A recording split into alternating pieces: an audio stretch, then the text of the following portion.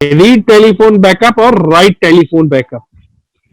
इस बटन के इस्तेमाल से आप मोबाइल में मौजूद फोन बुक को रीड कर सकते हैं और अपना काम करने के बाद उस फोन बुक को वापस राइट कर सकते हैं।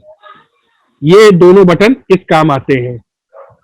ठीक है, अब आपको लग रहा होगा ये बटन तो बहुत काम के हैं नईम जी, कि कस्टमर का तो फोन बुक का बैकअप बचा करके वापस डाल देंगे तो कस्टमर बहुत खुश हो जाएगा।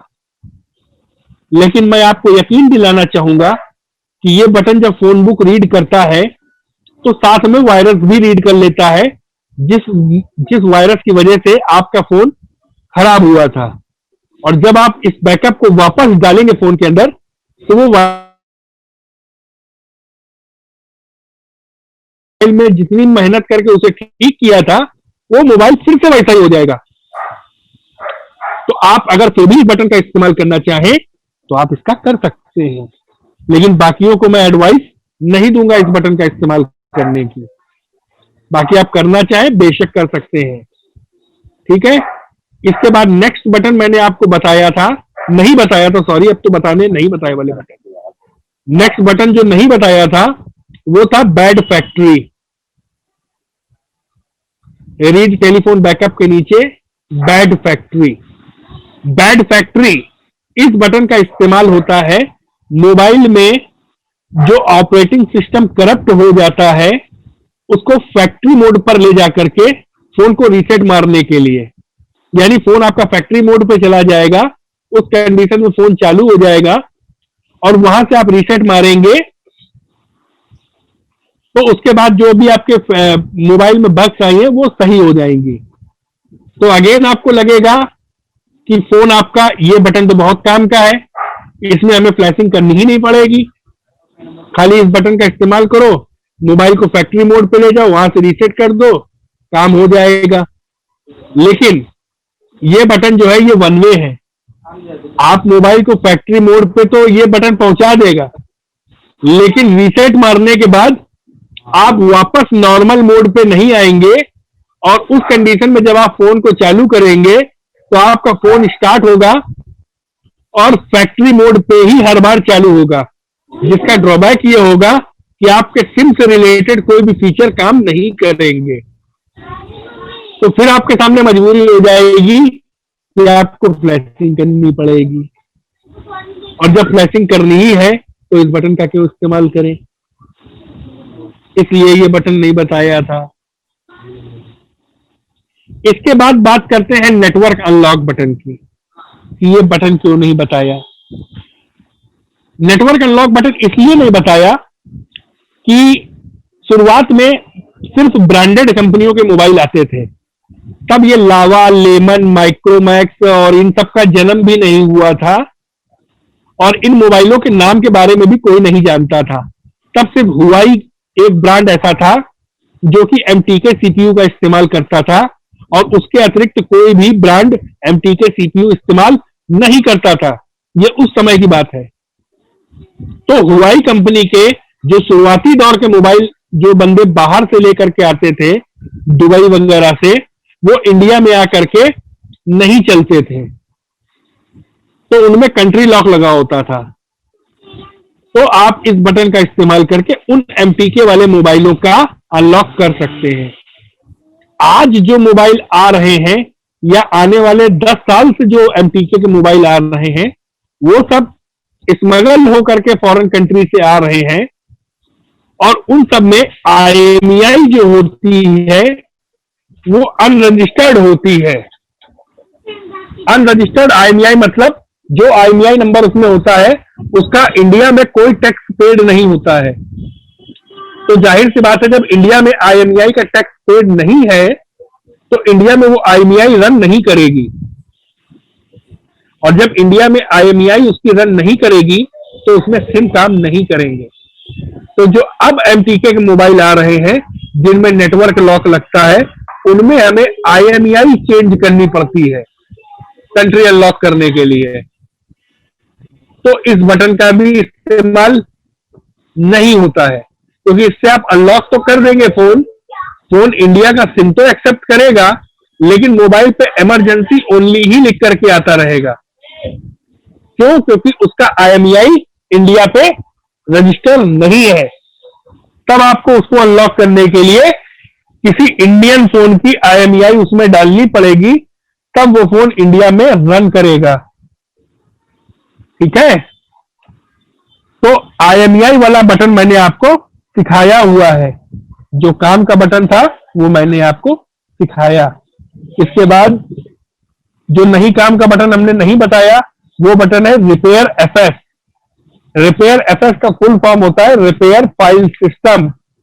कि अगर आपके मोबाइल का ऑपरेटिंग सिस्टम खराब हो तो आप इस बटन का इस्तेमाल करके उस मोबाइल का फाइल सिस्टम सही कर सकते हैं। लेकिन आप चाहें तो इस बटन का इस्तेमाल करके ट्राई कर सकते हैं कि मोबाइल का फाइल सिस्टम सही हो जाए।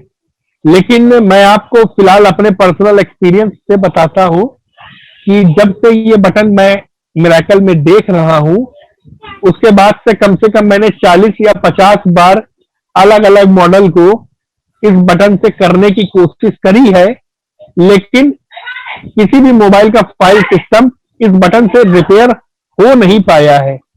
अब भगवान जाने कि इस बटन से कौन से मोबाइलों का फाइल सिस्टम रिपेयर होते हो। मैंने तो करीब 40-45 बार इसको ट्राई किया, बट मुझे सक्सेस नहीं मिली कभी भी इस बटन से। इसलिए मैंने तो अब इस बटन को ना छूने की कसम खाई हुई है कि अगर किसी मोबाइल का ऑपरेटिंग सिस्टम खराब है तो मैं ऑपरेटिंग सिस्टम दूसरा ही डाल देता हूं।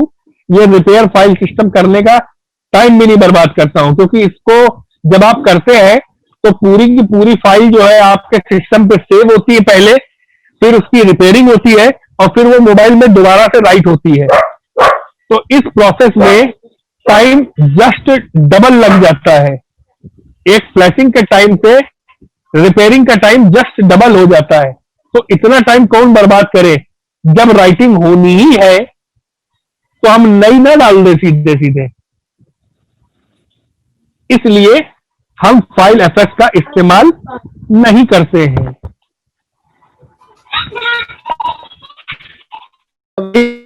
क्लास कंटिन्यू करिए। नहीं भाई, अब आप नईम जी ने पूछा है तो मैं जवाब दूंगा, ताकि ये तो पता चले कि सर को वाकई में बटन आते हैं। वरना हो सकता है उनका माइंड ये सेट हो कि सर को ही नहीं आता है, इसीलिए बटन नहीं बताया। भाई कंफ्यूजन पैदा कर लोगे और ज्यादा।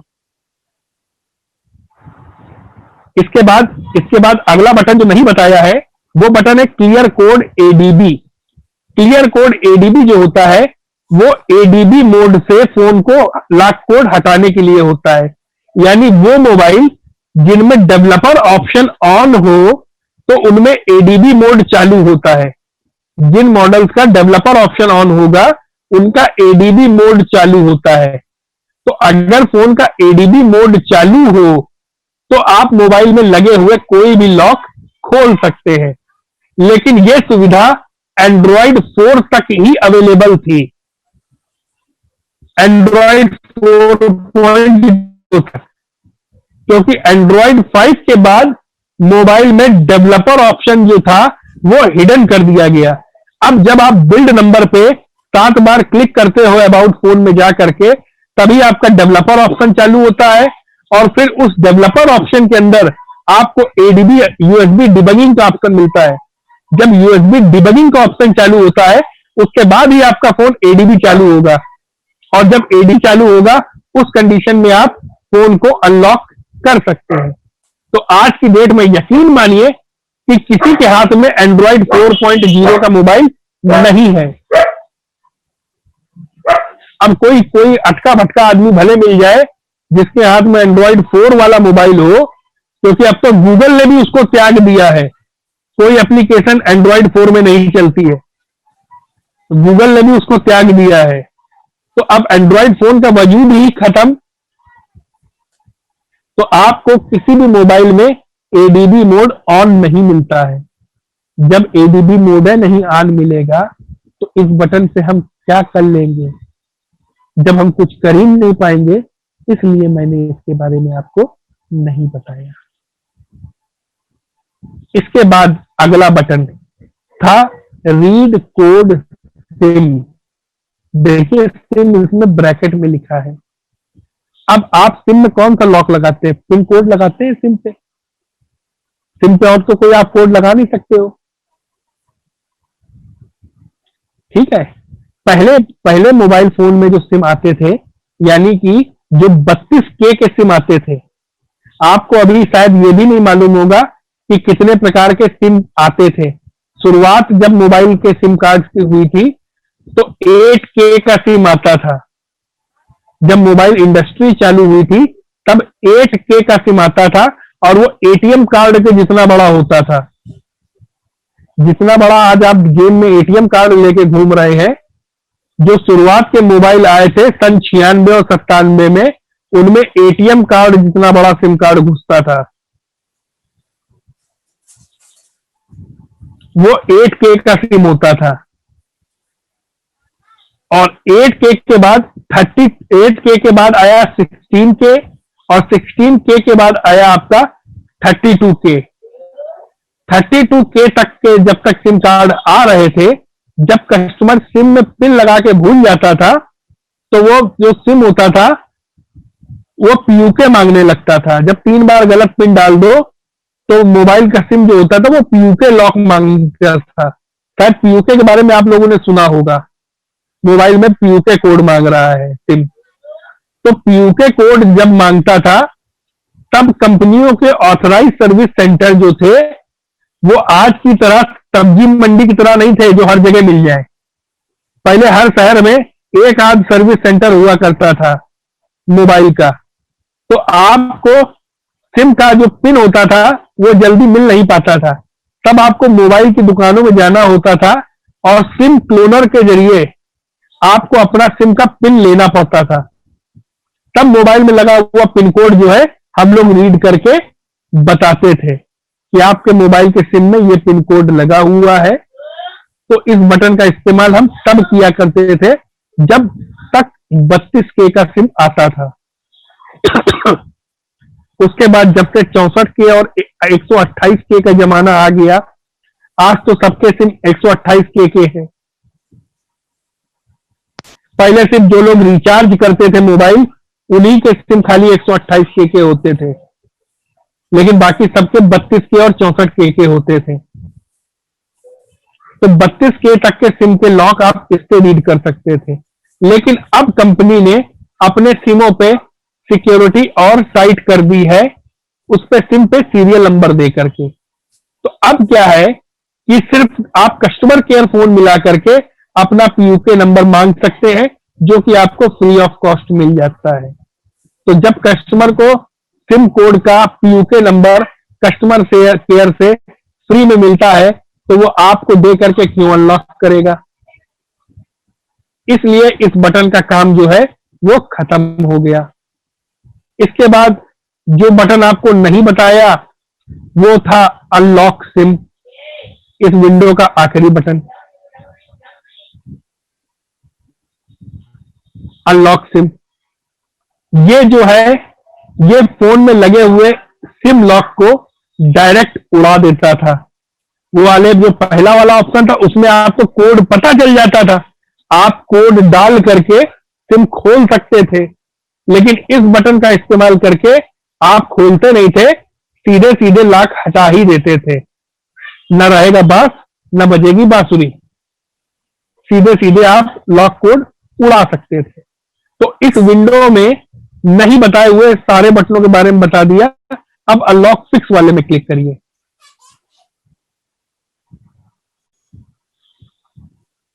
अनलॉक फिक्स वाले में क्लिक करिए।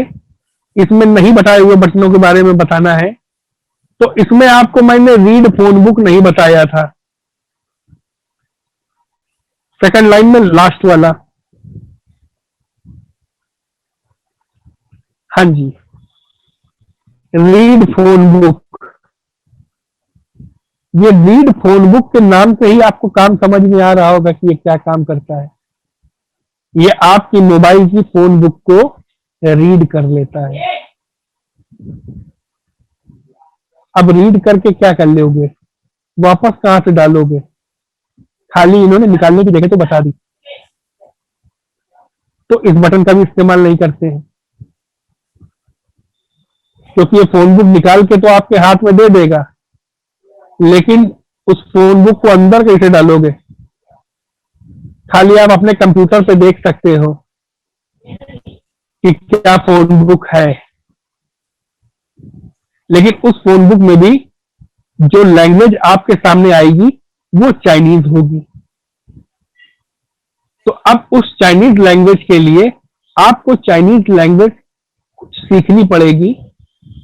तो अगर आपके पास पॉसिबल हो कि आप चाइनीज लैंग्वेज को सीख सकें, तो आप इस बटन का इस्तेमाल कर लीजिएगा।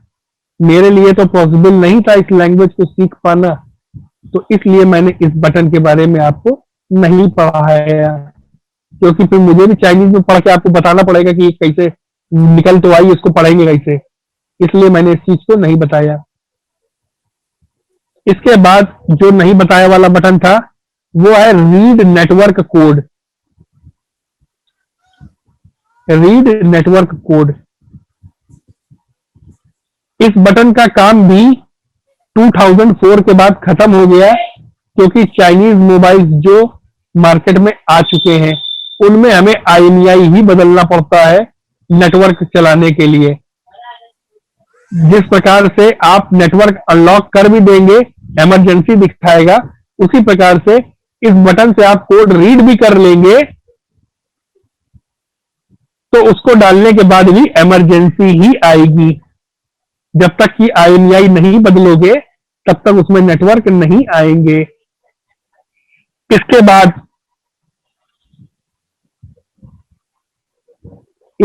जो अगला बटन नहीं बताया था वो था Bluetooth address repair. Bluetooth address repair, इस बटन का इस्तेमाल जो होता है वो मोबाइल के ब्लूटूथ के एड्रेस को रिपेयर करने के लिए किया जाता है। अगर आपके मोबाइल का ब्लूटूथ एड्रेस खराब हो तो आप उसे रिपेयर कर सकते हैं। अगर आपके मोबाइल का ब्लूटूथ काम ना कर रहा हो तो आप मोबाइल की सेटिंग में जाकर के देखेंगे तो ब्लूटूथ एड्रेस का एक ऑप्शन आता है। ब्लूटूथ एड्रेस में FFFF करके कोडिंग लैंग्वेज लिखी होती है, FF01, FF06, FF05, इस टाइप से लैंग्वेज ब्लूटूथ की लिखी होती है। वो लैंग्वेज का जो सेटिंग है, जिस प्रकार से IP एड्रेस की कोडिंग होती है, सेम उसी प्रकार से ब्लूटूथ एड्रेस की भी कोडिंग होती है।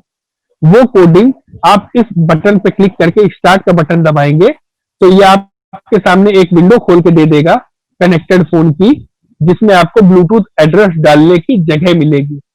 उस जगह पे आप ब्लूटूथ का एड्रेस डाल दोगे, आपका फोन का ब्लूटूथ एड्रेस रिपेयर हो जाएगा। लेकिन अब सवाल ये पैदा होता है कि जिस मोबाइल में ब्लूटूथ एड्रेस है ही नहीं, उसका ब्लूटूथ एड्रेस हम लाएंगे कहां से? जब ब्लूटूथ एड्रेस हम ला नहीं पाएंगे तो उस खाली जगह में ब्लूटूथ एड्रेस डालेंगे कैसे? तो इस वजह से इस बटन का इस्तेमाल नहीं हुआ। सर हाँ जी, सर बाकी ऑप्शन जब नईम जी मिरकल डाल लें तब बता देना। तो बात तो वही हो जाएगी, जब आप टाइम फिल कर ही रहे हैं तो कर ही लेने तो फिल, ताकि बाद में ये तो नहीं होगा कि ये नहीं बताया। इसके बाद अगला ऑप्शन है Gionee account unlock. Gionee account unlock अगला बटन है। जियोनी के जैसे MI के मोबाइल्स में, जैसे MI के मोबाइल में MI अकाउंट लगता है, वैसे ही जियोनी के मोबाइल में जियोनी अकाउंट लगता है। सैमसंग के मोबाइल में सैमसंग अकाउंट लगता है। ठीक है, तो जियोनी के मोबाइल में अगर अकाउंट लॉक लगा हो तो आप इस बटन का इस्तेमाल करके उस मोबाइल का MI अकाउंट, जियोनी अकाउंट खोल सकते हैं। लेकिन सिर्फ मैं अपने निजी एक्सपीरियंस से ये बता सकता हूं कि मैंने अभी तक अप्रोक्सीमेटली 1000 फोन जियोनी के किए होंगे सॉफ्टवेयर। 1000 फोन के आसपास मैं कर चुका हूं जियोनी के। लेकिन मैंने आज तक जियोनी के किसी भी मोबाइल में जियोनी अकाउंट लगा हुआ देखा ही नहीं है। किसी भी जियोनी के मोबाइल में जियोनी अकाउंट लगा हुआ देखा ही नहीं है। तो जब मैंने उस चीज को देखा ही नहीं है कभी, तो इस बटन का इस्तेमाल भी कभी नहीं किया है। और जब इस बटन का इस्तेमाल नहीं किया है, तो मैं आपको बता भी नहीं सकता हूं कि ये बटन काम करता है या नहीं करता है। और ना ही मेरे जैसे और भी 365 जो थोड़ा बहुत काम जानते हैं, उन लोगों से भी मैंने पूछा कि भाई तुम्हारे पास कभी आया है क्या जियोनी अकाउंट लगा हुआ मोबाइल? तो उनका भी जवाब कुछ मेरे से ही मिलता जुलता था कि भाई आज तक तो नहीं आया है। तो अगर भविष्य में कभी आ जाए तो इस बटन का ट्राई जरूर करके देखेंगे। बट आज तक तो जियोनी अकाउंट लगा हुआ नहीं देखा। और ना ही यूट्यूब जो इतना बड़ा चैनल है, वर्ल्ड वाइड चैनल है, उस पर जियोनी अकाउंट से रिलेटेड एक भी वीडियो नहीं पड़ी है। तो जाहिर सी बात, अगर किसी ना किसी के पास आया होता तो एक आध वीडियो तो जियोनी अकाउंट की मिल ही जाती यूट्यूब पे, जो कि नहीं मिली। तो नहीं बताए वाले बटन में अगला बटन जो है हमारा, वो है अनलॉक नेटवर्क।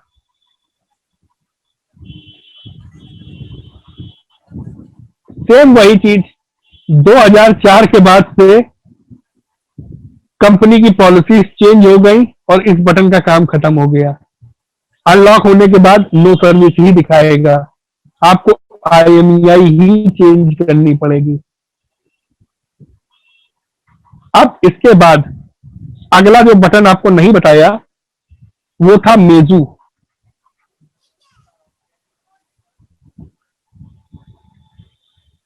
मेजू नोट 2 एक मॉडल आता है जिसको अनलॉक करने के लिए ये बटन दिया हुआ है। और नोट 2 के अलावा मेजू के जितने मॉडल्स हैं, उनको अनलॉक करने के लिए मेजू का बगल में बटन दिया हुआ है जिसमें सिर्फ मेजू अनलॉक लिखा हुआ है। अब मेजू जो है, मेजू बेसिकली चाइना की कंपनी है, लेकिन चाइना की कंपनी के साथ साथ उसका कोलैबोरेशन जो है वो पाकिस्तान के साथ में है। ये मेजू जो है, ये जितने भी मोबाइल बनाती है वो सिर्फ पाकिस्तान में सेल होते हैं, इंडिया में नहीं। इस वजह से इंडिया में मेजू के मोबाइल सिर्फ पाकिस्तान रिटर्न लोगों के ही द्वारा आए हुए हैं।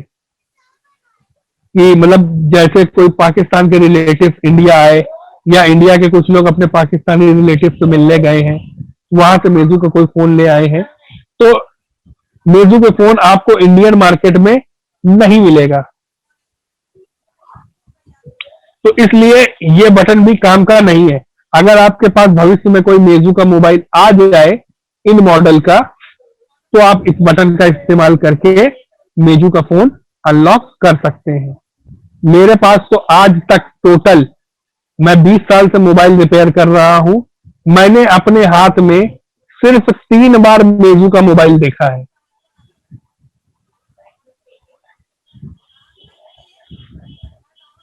3 साल में, मैं 20 साल में 3 मोबाइल। चलिए अगली अगली विंडो में चलते हैं, एक्स्ट्रा वाली विंडो पे।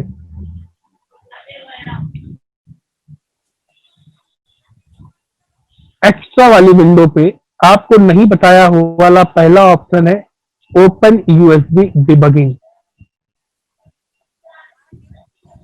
ठीक, ओपन USB डिबगिंग, इस बटन का इस्तेमाल मोबाइल फोन में डिबगिंग यानी डायग्नोस्टिक, मतलब जो USB ऑप्शन है, जो मैंने बोला नहीं था कि जो पहली विंडो में, सर्विस वाली विंडो में मैंने आपको बटन पढ़ाया था, अनलॉक कोड इन ADB, अनलॉक कोड ADB वाला बताया था कि जिन मोबाइलों में एडीबी मोड ऑन होगा उन मोबाइल की अनलॉकिंग आप मिरेकल के द्वारा कर सकते हैं। तो जो लो सिक्योरिटी वाले मोबाइल थे, लो सिक्योरिटी वाले मोबाइल में अगर डिबगिंग पोर्ट बंद होती थी तो हम इस बटन का इस्तेमाल करके उसका पहले डिबगिंग चालू कर लेते थे और उसके बाद एडीबी मोड वाले बटन पे उसकी अनलॉकिंग कर लेते थे। लेकिन अब जब फोन कनेक्ट होता है कंप्यूटर पे, जब आप फोन केबल लगाते हो तो आप जब केबल लगाते हो तो उसमें अलाउ पूछता है। जब तक आप कंप्यूटर को मोबाइल से अलाउ नहीं करते हैं तब तक कंप्यूटर में आप अपने मोबाइल में क्या है आप नहीं देख सकते हो। होता है ऐसा? हेलो, बाकी सारे लोग बिल्कुल शांत हो गए। ज्यादा मन लगा के पढ़ रहे हैं क्या आज? हेलो, बोलो नईम जी, कुछ पूछ रहे हैं।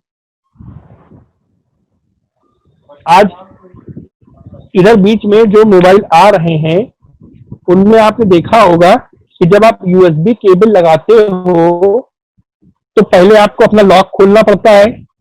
लॉक खोलने के बाद आपके सामने अलाउ का मैसेज आता है। जब आप अलाउ करते हो तभी आपके मोबाइल की चीजें कंप्यूटर में शो होती है ना, जी है ना। लेकिन जो पुरानी सिक्योरिटी वाले मोबाइल थे उनमें अगर लॉक लगा भी होता था तो आप यूएसबी डिबगिंग ऑन करना चाहते थे तो यूएसबी डिबगिंग ऑन हो जाती थी। लेकिन आज की डेट में अगर आपको अपने मोबाइल में यूएसबी डिबगिंग ऑन करनी है तो आपको पहले मोबाइल का पैटर्न खोलना पड़ेगा, मोबाइल को कंप्यूटर से अलाउ करना होगा। अलाउ करने के बाद अंदर जाकर के अबाउट में 7 बार बिल्ड नंबर पे क्लिक करना होगा, तब डेवलपर ऑप्शन आएगा। फिर डेवलपर ऑप्शन में जा करके जब आप यूएसबी डिबगिंग ऑन करोगे एडीबी ऑन होगा। तो इसलिए जब आप इतना अंदर घुस ही जाओगे मोबाइल के तो आपको इस बटन की जरूरत पड़ेगी क्या डिबगिंग ऑन करने के लिए? इसलिए ये बटन नहीं बताया था। और कौन सा नहीं बताया था भाई? हाँ, मेमोरी रिपार्टीशन। मेमोरी रिपार्टीशन बटन जो है ये बटन प्रोग्रामर लेवल के बंदों के लिए है जिनको की प्रोग्रामिंग आती हो, यानी कि जावा लैंग्वेज आती हो, कम से कम जावा तो आता ही आता हो कि वो प्रोग्रामिंग कर सके और अपनी ऑपरेटिंग सिस्टम बना सके। जैसे आज की डेट में आप में से कई लोग होंगे जिन्हें कंप्यूटर में विंडो डालनी आती होगी।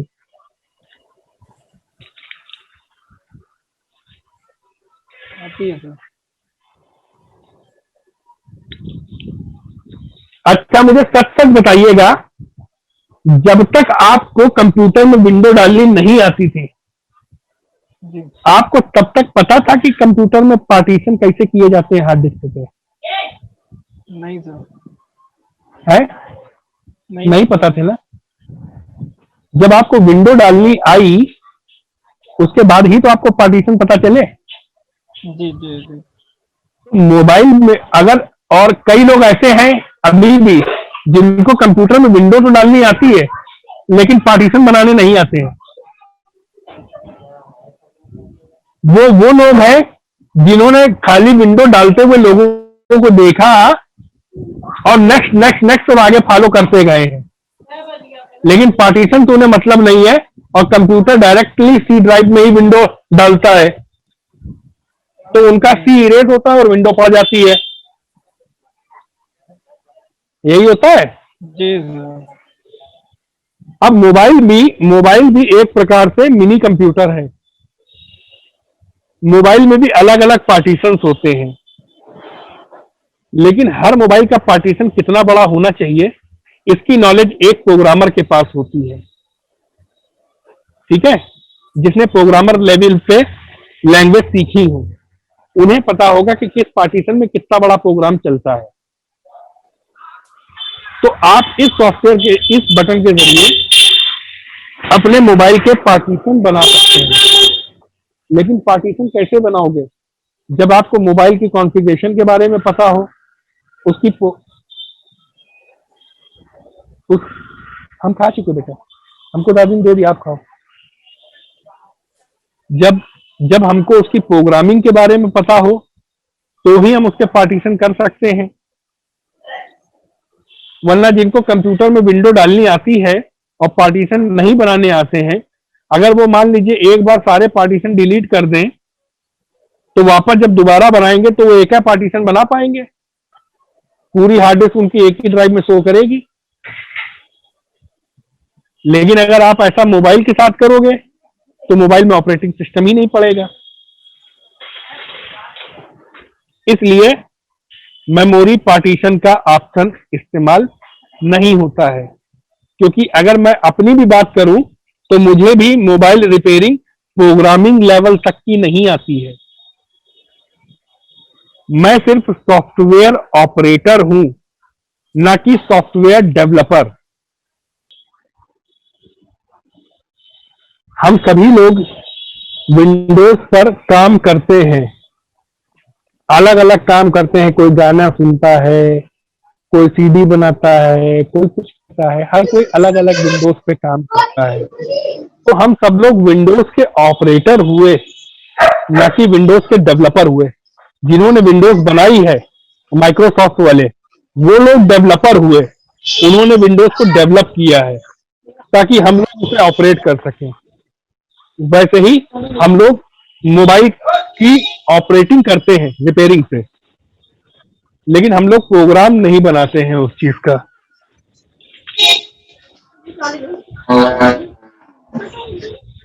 स्क्रीन शेयर दे दीजिए, आगे के जरा बटन देख ले कौन सा नहीं बताए।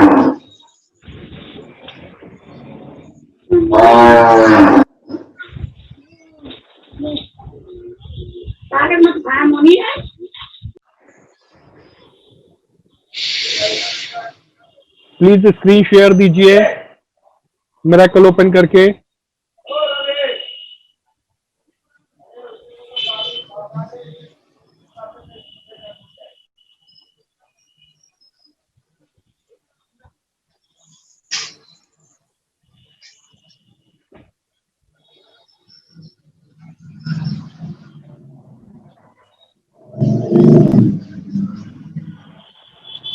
प्लीज स्क्रीन शेयर करिए।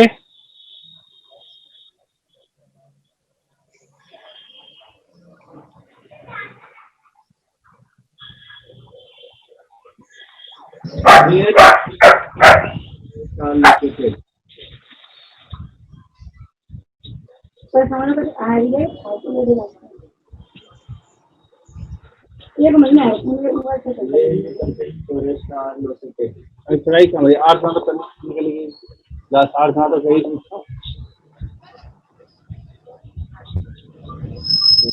पैसा तो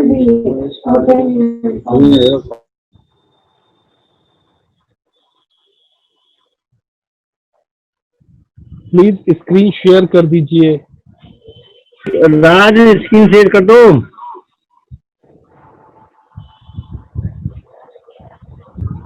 सर कितनी बार बोल रहे हैं, कोई सुन नहीं रहा है। इसे तो जरूरी आ रही है ना दवाई की।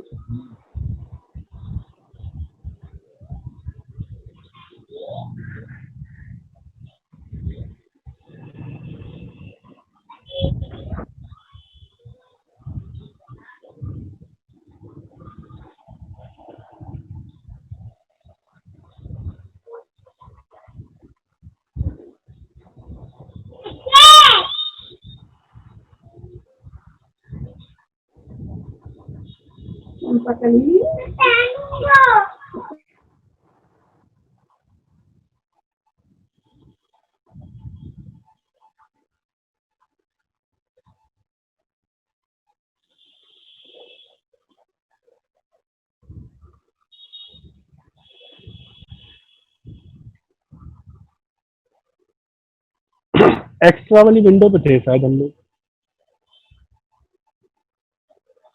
तो मेमोरी रिपार्टीशन के बारे में बता चुका मैं कि इसका इस्तेमाल क्यों नहीं करते हैं। इसके बाद बैक बीपीएल जीयूआई ये भी प्रोग्रामिंग से रिलेटेड है। मेमोरी रीड, मेमोरी राइट, ये भी प्रोग्रामिंग है। तो इस लेवल के अभी कारीगर मैं नहीं हुआ हूं, तो मैं आपको पढ़ाऊंगा क्या। तो सॉरी, इन 3-4 बटनों के बारे में मेरे को खुद नहीं आता है। Memory repartition, back BPL GUI, memory read और मेमोरी राइट, इन 4 चीजों के बारे में, और एक ये 5वां नीचे इनिशियल मॉडम, इसके बारे में भी मैंने आज तक नहीं पढ़ा है।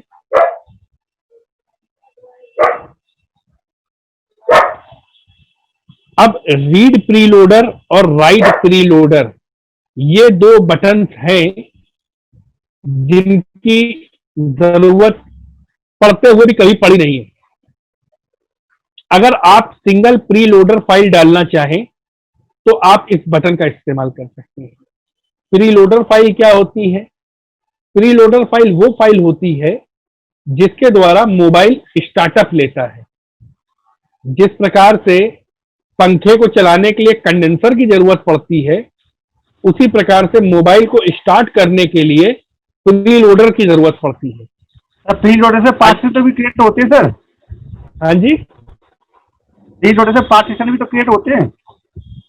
आप प्रीलोडर से पार्टीशन भी क्रिएट होते हैं। ये ऑलरेडी बनी बनाई फाइल आती है, इसको आप रीड और राइट कर सकते हैं। मैंने आपको एक ही चीज अभी सबसे पहले बोली कि इस बटन का इस्तेमाल होते हुए भी हम लोग इस्तेमाल नहीं करते हैं। उसका कारण मेरी बात खत्म होते होते आपको मिल जाएगा कि प्रीलोडर फाइल का इस्तेमाल बेसिकली स्टार्टअप फाइल होती है ये, जिसके द्वारा मोबाइल बूट करता है। यानी कि आप कभी भी कोई नया कंप्यूटर लेते हैं तो उसमें आपको डॉस विंडो तो मिलती ही मिलती है। जब डॉस विंडो आपको मिलती है, उसी के ऊपर आप अपनी जो भी ऑपरेटिंग सिस्टम आप डालना चाहें वो डाल सकते हैं। तो वैसे ही मोबाइल का जो प्रीलोड होता है वो यही होता है। तो आप सिंगल प्रीलोड भी डाल सकते हैं, लेकिन सिंगल प्रीलोड डालने के बाद बाकी की प्रोग्रामिंग फाइल कहां से लाएंगे? खाली प्रीलोडर से तो चल नहीं जाएगा कंप्यूटर आपका। तो आपको बाकी की विंडो फाइल भी चाहिए। तो बाकी की विंडो फाइल आपको फ्लैश फाइल में मिलती है। अब जब आप फ्लैश फाइल लेते हो तो हर एक फ्लैश फाइल के अंदर आपको प्रीलोडर फाइल साथ में मिलती है। तो जब आपको प्रीलोडर फाइल के साथ में प्रोग्रामिंग फाइल डालनी ही है तो अलग से प्रीलोडर फाइल डालने का क्या मतलब है? आप सीधे सीधे एसपी फ्लैश टूल पे जब फ्लैश फाइल सिलेक्ट करते हो तो सबसे पहली फाइल प्रीलोडर ही लगती है। आप अगर एसपी फ्लैश टूल पे कोई भी फाइल सिलेक्ट करोगे तो पहली फाइल प्रीलोडर फाइल ही होती है। तो पहले प्रीलोडर फाइल रहेगी, बाद में उसके साथ की जितने भाई बंधु हैं वो भी मोबाइल के अंदर चले जाएंगे और आपका मोबाइल चालू हो जाएगा ऑपरेटिंग सिस्टम से।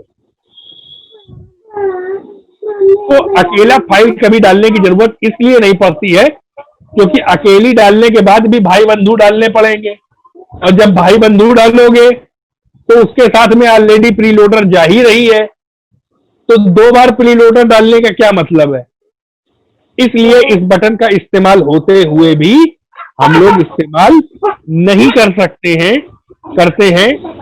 इसलिए मैंने आपको नहीं बताया कि इस बटन का क्या इस्तेमाल है, क्योंकि कभी जरूरत ही नहीं पड़नी है। क्योंकि जब आप फ्लैश फाइल फ्लैश करोगे ही तो प्रीलोडर अपने आप राइट होगी ही होगी। बिना प्रीलोडर फाइल के कोई भी फाइल होती ही नहीं है।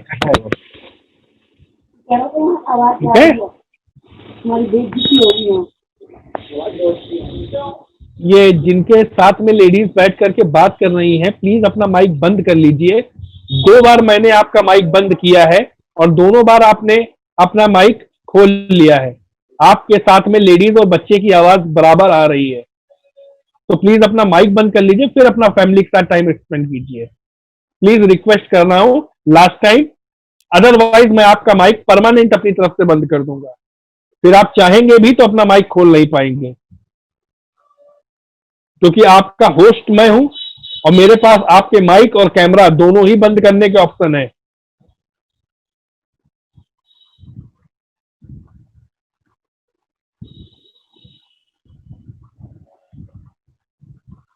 तो ये हो गया आपका रीड प्रीलोडर और राइट प्रीलोडर, जो दो बटन नहीं बताए थे।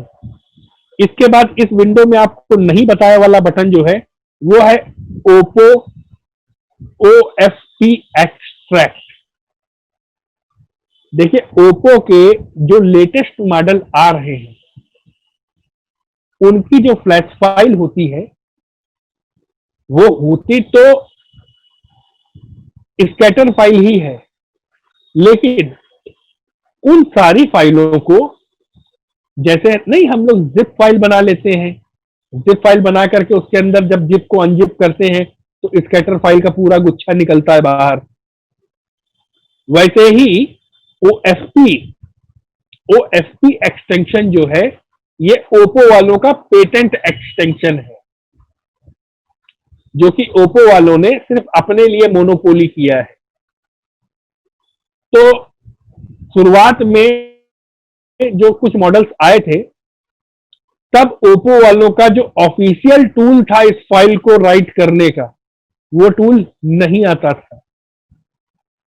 तो हमें करना क्या पड़ता था कि ओप्पो की फाइल को पहले हमको एक्सट्रैक्ट करना पड़ता था, कि जैसे आज हम कोई भी फाइल जिप से अनजिप करते हैं वैसे ही हम ओप्पो की OSP फाइल को एक्सट्रैक्ट करते थे कि उसके अंदर से स्कैटर फाइल बाहर निकल आए ताकि हम SP फ्लैश टूल से उसको फ्लैश कर सके।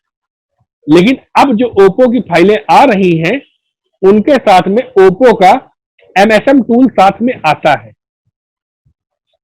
और जब हमारे पास MSM टूल है ही तो हम बिला वजह में फाइल को एक्सट्रैक्ट करने का समय क्यों बर्बाद करें, क्योंकि उस टूल पे ये फाइल डायरेक्ट लोड होती है।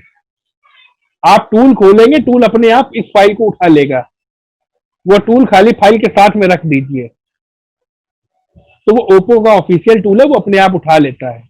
इसलिए इस एक्सट्रैक्ट बटन का काम खत्म हो चुका, और इस बटन का काम खत्म होने का एक कारण और था कि जब कंपनी ने और बड़ी फाइलें बनाई तो ये एक्सट्रैक्टर काम करना ही बंद कर दिया।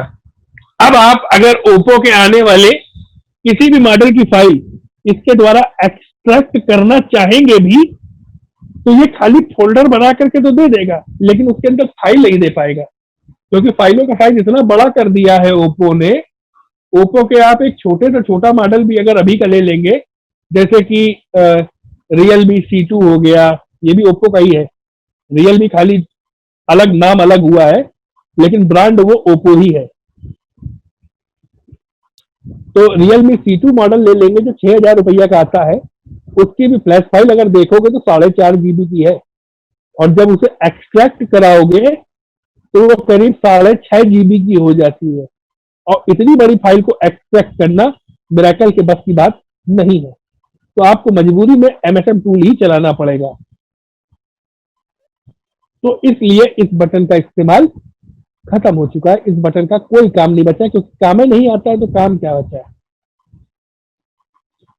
इसके बाद tool pad CPB extract, same वही चीज टूल पैड वालों ने करी कि CPB एक्सटेंशन में फाइल बना दी।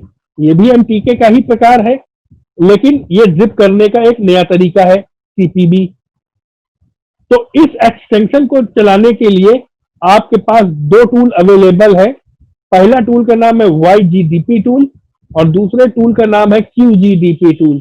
इन दोनों ही टूल पे ये फाइल डायरेक्ट लोड हो जाती है और आप आसानी से उसको फ्लैश कर सकते हैं। खाली टूल खोलिए, उस टूल में इस फाइल को डालिए, स्टार्ट का बटन दबाइए, फोन को कनेक्ट कराइए। SP फ्लैश टूल जितना आसान चलता है उससे 10 गुना ज्यादा आसान YGDP और QGDP टूल होता है। तो इसलिए इस बटन का भी दी एंड है। इसके बाद RAM test. RAM test button से आप मोबाइल की रैम की परफॉर्मेंस चेक कर सकते हैं कि रैम कितने % सही है और कितने परसेंट खराब है। तो कितने परसेंट सही है, कितने परसेंट खराब है, ये देख करके आप कर भी क्या लोगे। मुझे तो आज तक ये चीज समझ में नहीं आई। उसका रीजन, मान लो अगर 10% ही उसमें जान बची है तो भी तो ऑपरेटिंग सिस्टम डाल करके कस्टमर को मोबाइल दोगे। तो बिला वजह में रैम टेस्ट के लिए समय क्यों बर्बाद करें। सीधे फ्लैश मारो, चालू होना होगा हो जाएगा, नहीं चालू होना होगा तो आईसी खराब है, लेटेस्ट फाइल से डाल दीजिए, काम खत्म। इसलिए इस बटन का भी इस्तेमाल नहीं करते हैं। इसके बाद आ गया मिरेकल एवी। मिरेकल एवी यानी मिरेकल वालों का एंटीवायरस। यानी कि मोबाइल में अगर आपके वायरस आए हैं तो आप इस एंटीवायरस के द्वारा उन वायरसों को